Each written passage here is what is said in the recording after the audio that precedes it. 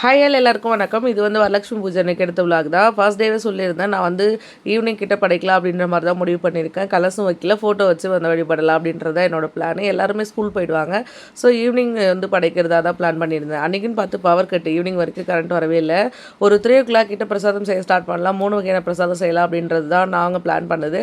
But power இல்லாததால் பார்த்தீங்கன்னா ஒரு 5 o'clock கிட்ட 5:30 கிட்ட ஆகிடுச்சு பவர் வர்றதுக்கு.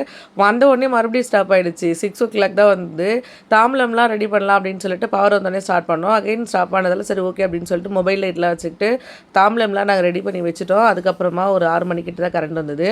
இன்னொரு விஷயம் இன்னிலேருந்து 365 days கண்டினியூஸாக மினி விலாக் உங்களுக்கு ஷேர் பண்ணலாம் அப்படின்னு சொல்லி பிளான் பண்ணியிருக்கேன். அடுத்த வரலட்சுமி பூஜை வரைக்கும் தினமும் ஒரு விலாக் கண்டிப்பாக ஷேர் பண்ணுவேன்.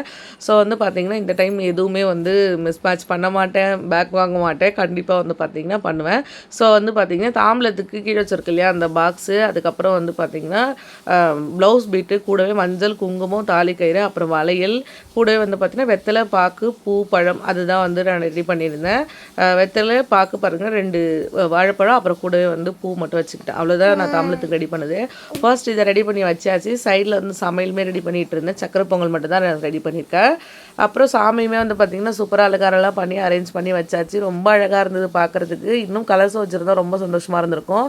இதுக்கே அவ்வளோ ஒரு மனநிறைவாக நான் ஃபீல் பண்ணேன். வீட்டுக்கு பக்கத்தில் இருக்க ஒரு 5 பேரை கூப்பிட்டுட்டு நல்லா சாமியெல்லாம் கும்பிட்டுட்டு சூப்பராக பூஜை பண்ணியிருந்தோம். ரொம்ப சாட்டிஸ்ஃபேக்ஷனாக அவ்வளோ ஒரு திருப்தியாக இருந்தது. சாமிக்கு குங்கும அர்ச்சனைலாம் பண்ணி தேங்காய்லாம் உடைச்சி சூப்பராக சாமி கும்பிட்டுட்டு அதுக்கப்புறம் எல்லோரும் ஒவ்வொருத்தங்களாம் வந்துட்டு இருந்தாங்க. எல்லோரும் சேர்ந்து அப்படியே சாமி கும்பிட்டு நல்ல நிறைவாக பண்ணியாச்சு பூஜை.